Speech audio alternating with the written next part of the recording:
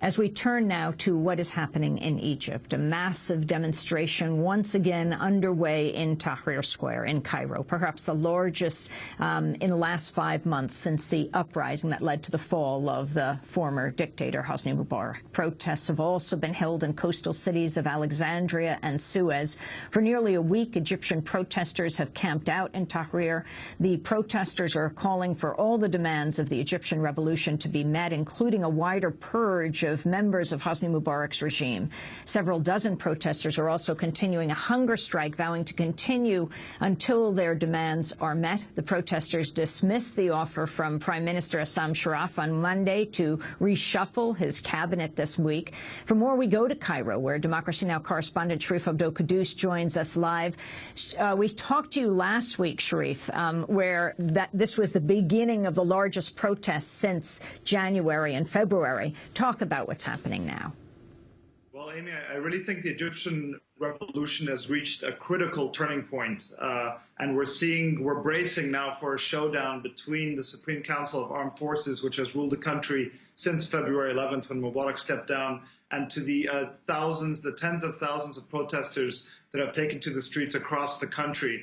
Tahrir has really, it's entering the 6th day of a sit-in that's reminiscent of the one that captured the world's attention back in January and February. And there's sit-ins being staged in Alexandria and Suez in Mansoura. And as you said, the heart of the matter really lies at the fact that the basic demands, the very basic demands of the revolution have gone unfilled, with little indication that there's a path for any real kind of change, that the calls for justice and accountability for members of the former regime have gone unanswered, that the revolutionary demands, one of the cries, the main cries was bread, freedom, and social justice, have all but been abandoned.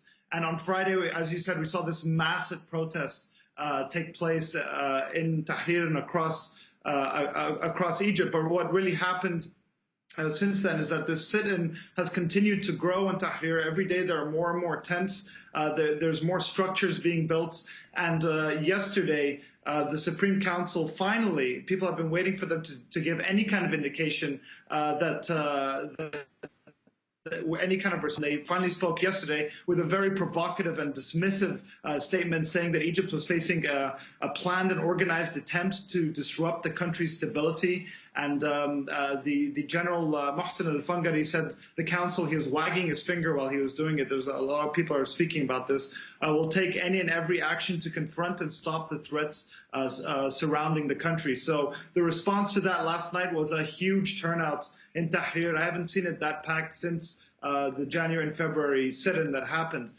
Many thousands of people were there last night, and that was a direct response to that statement. And there was a big march that happened on Asr al-Aini Street to the Council of Ministers, to the Parliament, where people, I've never heard calls like this widespread, this loud, directly against Tantawi, Field Marshal Tantawi, who's effectively the head of the country right now, calls directly against the Supreme Council. And one of the other things that really was another blow to the demands of the revolution for economic and social justice, there was the final draft of the 2011 budget was recently released, and in it, in a bid to reduce the deficits in Egypt, there were huge cuts to social spending in Egypt, and a lowering of the proposed minimum wage they had proposed to raise it to £700 a month, which is under $120. That was lowered to about £684. And so this came at they could have, many argue, the deficit could have been reduced by taxing real estate, by introducing a progressive tax. But we're seeing things that we see in other parts of the world with these austerity cuts. So this is not what people fought for. This is not what people died for in this revolution. And that's why people have taken to the streets. And they're determined not to leave right now, Tahrir. And so it's a bit of a tense situation because of what the army said yesterday in its provocative statement. And the level of violence and what you fear, Sharif? Well, yesterday we saw an attack on the square. There was a group of armed men, some wielding swords, tried to attack the square. They were overcome. Two of them were detained, and one of them was handed over to police, although there was a lot of argument over whether to hand people over to the very institutions that they were protesting against. There's a lot of security around the square, a lot of it organized by the April 6th movement, but a lot of it organized just by the people themselves there. They take shifts in organizing these popular committees where they pat people down and so forth. The fear is that it is extremely hot in Egypt right now in summer. 5 seconds.